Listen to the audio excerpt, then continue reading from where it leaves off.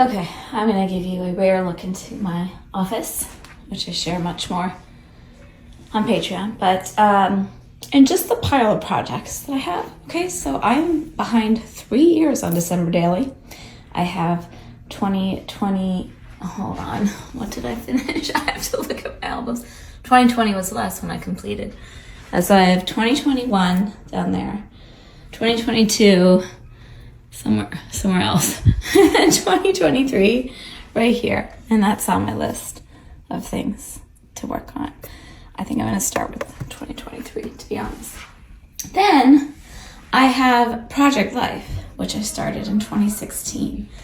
And I think I only completed 1 full year, and then I put photos in another year, and then half of a year after that, and then totally fell off the wagon. But those were all 12 by 12 albums.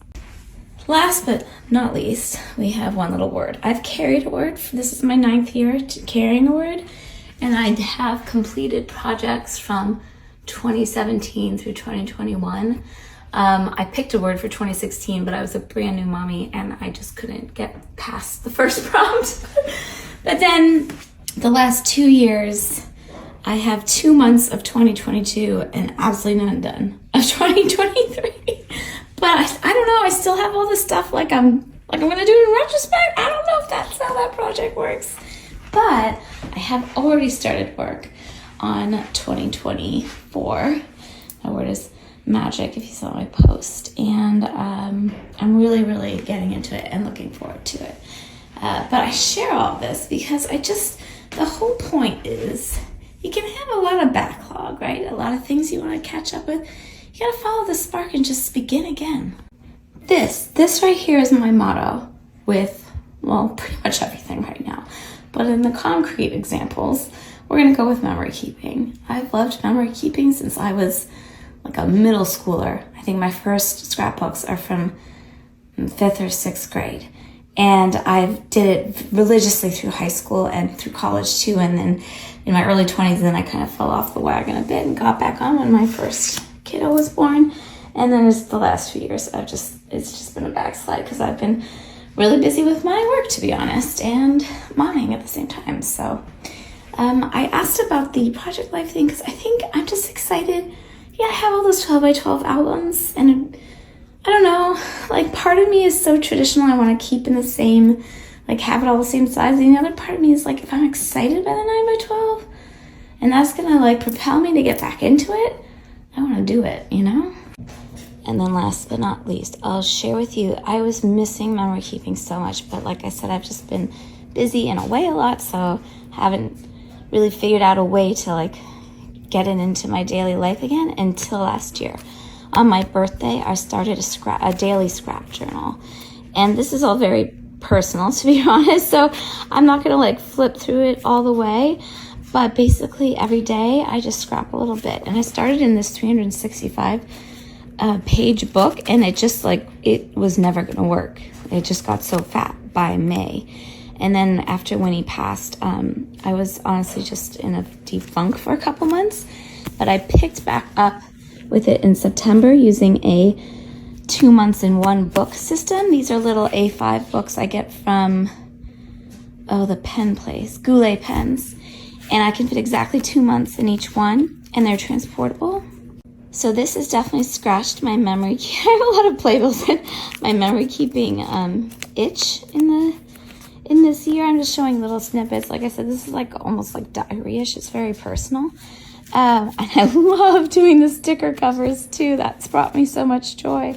I just started a new book for January 2024, but I don't know, I'm in like a memory keeping mood, and this past year of doing this practice, some people would call these like daily pages, I think.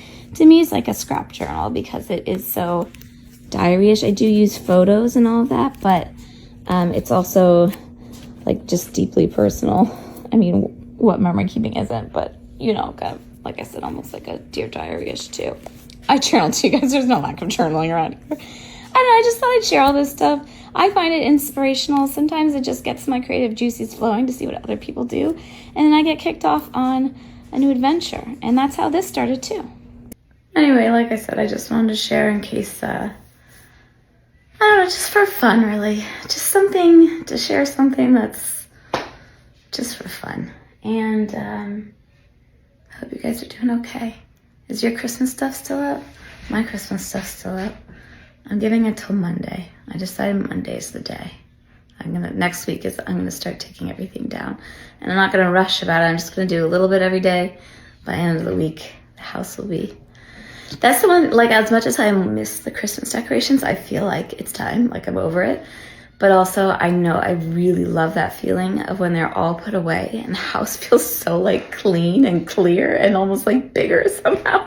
Do you know what I mean? I love the sparkle during the season. That's why we started so early, like, really right after, excuse me, I'm so sick. Right after Halloween. But it's time for some clean slates. I'm not feeling very sparkly, so I'm going with the sparkly filter. I wanted to, sorry, parenting. Much time has passed since I posted those other clips, but I never got to link the couple of people whose products I showed. Allie Edwards Design. Obviously, you guys know I've been an Allie Edwards fan for 9 years now, going on 9 years, because I first discovered her looking for memory keeping with my firstborn, and I found her Project Life stuff, and that's where I learned about one of the words. So that, and a lot of the other bits and bobs you saw were from Brandy Kincaid, and I will tag both of them here. They are just both fantastic creatives and make the most beautiful things for memory keeping or really life. I realize approximately 2 of you care about this, but I'm not going down the rabbit hole.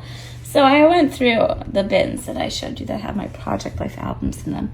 I actually have more done than I thought. Interestingly, my most complete albums are not the first chronologically. So they start with 2016 when Cece was born. And this is how old school this still was, because I was still using rounded corners. Like, if you know, you know. I got punched all but there's some journaling in here. It's not fully complete. But then the second half, I'll probably only have a quarter, like the first quarter of the year.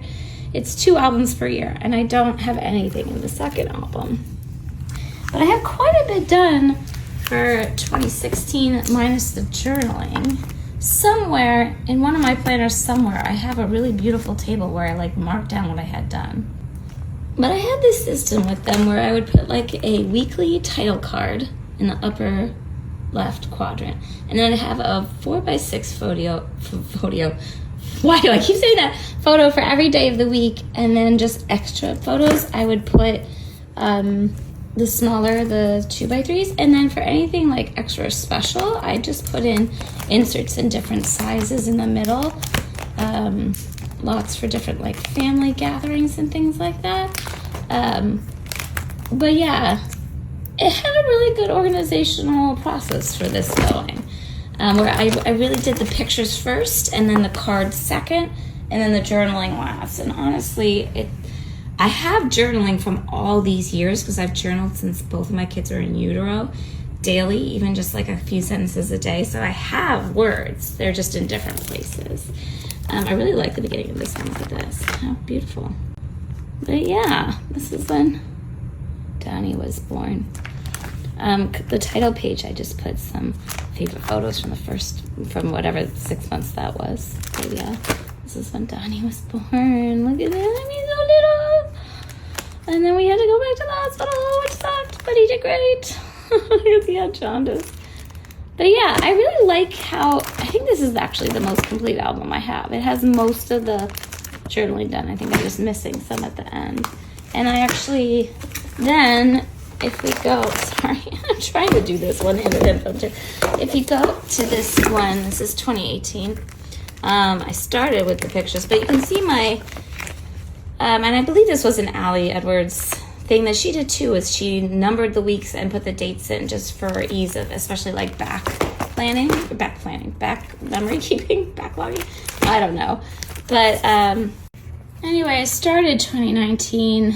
I prepped for it, and then that year, I mean, that's the year I left my marriage, and then 2020 we got the pandemic and divorce, but I have albums for 2019 and 2020, and I'm just thinking, like, I've already come this far with the 12 by 12, and I'm not opposed to switching it up, but I'm thinking I might stick with it. However, I also found that I actually own a 9 by 12 album.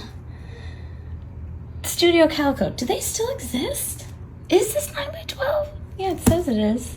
It looks bigger than the Alley ones. I also have a baby book for CC that I also never did, but I have the whole bin of ephemera for that. And speaking of ephemera, I have all of my ephemera from the last 8 years organized in little bags, and some are in boxes in my closet.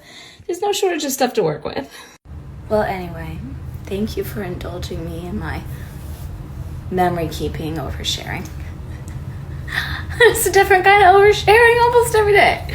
Well, not anymore, but you know. Anyway, I'm just having fun being inspired to play like this again, and it feels really good. And we'll see what shakes out. I have too many projects that I want to do, so I'm just starting with one little word, one thing at a time. Once I get through my January prompt, then I think I'm going to pick up with December daily, and we'll go from there. And whether or not I manage a weekly project like this again, Project Life is like a weekly project, I don't know. But I have my daily scrap journal, which, like I said, scratches that itch. I would love to, I mean, my kids love flipping through what I have here, which is so limited. It'd be nice to have it all done and continued in the years that I missed.